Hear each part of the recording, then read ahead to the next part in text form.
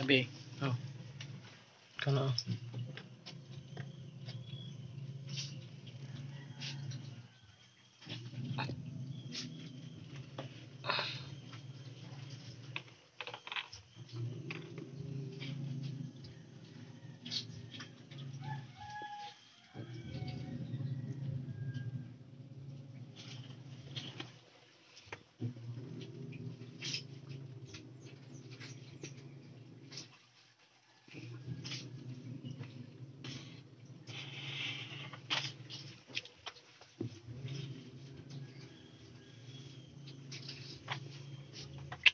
Hello!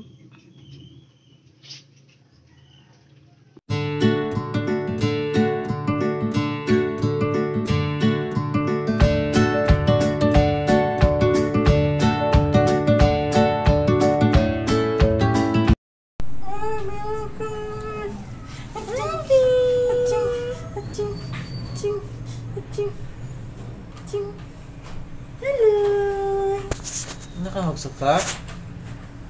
Habi, nag-ikot. Aching! Aching! Aching! Aching! Aching! Aching! Aching! Aching!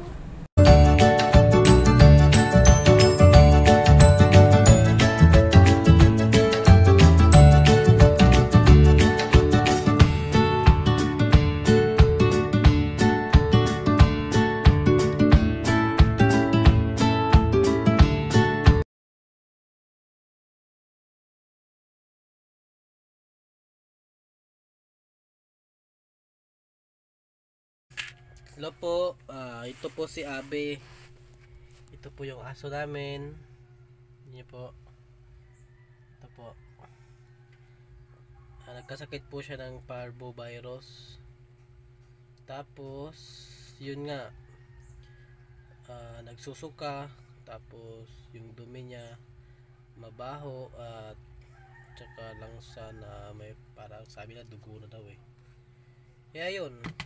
Dahil matamlay na, nangangayayat na si Abby, kaya hindi namin alam kung anong dapat gawin. Sa 2 days na lagi siya nagsusuka tapos hindi na kumakain, ayun, dinala namin sa vet. Tapos ayun, dinextrosan na siya. Tapos in 2 days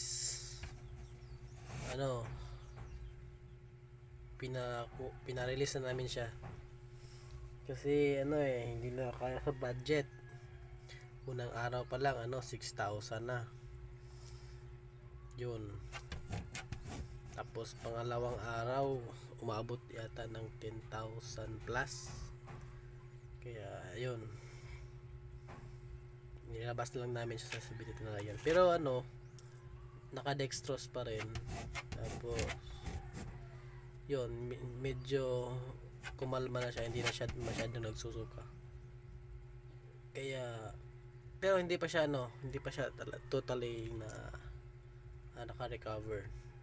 Bali, na-minimize lang yung pagsusuka niya. Tapos yung pagtatain niya, dugo na, bali sulit na pulang-pula. Kaya kasi hindi na kaya sa budget namin, dinala namin sa bahay. Ito, dinala namin, kaya pa niyang kumain, naka-dextrose pa rin siya. May method na lang kami na ginawa. Trinay namin yung Vitracin, hindi pa rin, nagsusuka pa rin siya eh. Yung ginawa namin, ito, papakita ko sa inyo kung ano yung gamit namin para hindi na magsusuka si Abby, at tsaka matigil na yung pagtatain niya ng dugo. Ito po yung ginamit namin, metronidazole. Ito po, 3 times a day po. Tinitake niya to 3 times a day. Tapos yung tubig niya dextrose powder yung gamit niya. So ayun, metronidazole lang yung gamit namin. Pinapatay kang Abby hanggang sa 1 week.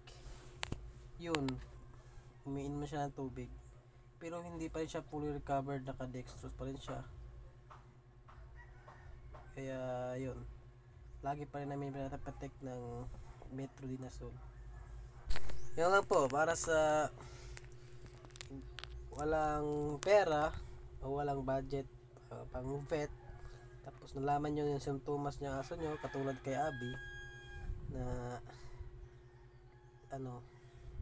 parvo. Kasi alam natin yung parvo, yun pinakadelikado, mga 3 days lang patay na yung aso kapag hindi mo yun nagapan agad. Yun lang, pwede nyo dalhin sa vet, pa dextrosan nyo lang. Yung pagkakamali namin kasi hindi pa namin alam kung anong dapat gawin, kaya ayun, dapat sana pinadextrosan lang namin, tapos kami na lang yung na bumili ng mga gamot. Alam ko lang yung gamot lang pala, metronidazole, tsaka yung para sa tiyan, suka. Kasi yung gamit namin para sa tao na. Kung ano yung pwede sa tao, pwede naman sa aso, kasi tiyan lang naman. Yun lang, yung metronidazole na gamitin nyo, dapat yung branded para mas epektibo talaga. Yun na po, salamat. Ito na po, May kaning 46 ihatag ng iya pag nasa iya. naka-recover na po si Abby sa parvovirus. Yan o.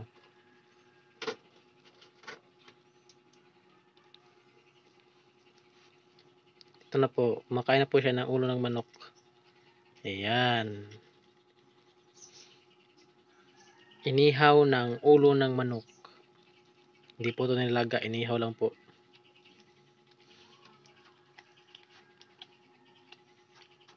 Galing ah. Very good.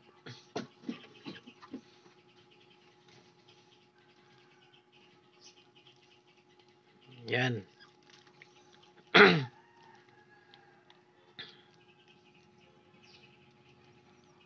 Kita nyo po, dito po. Yan, yan. Yan po yung yung sa dextrose niya.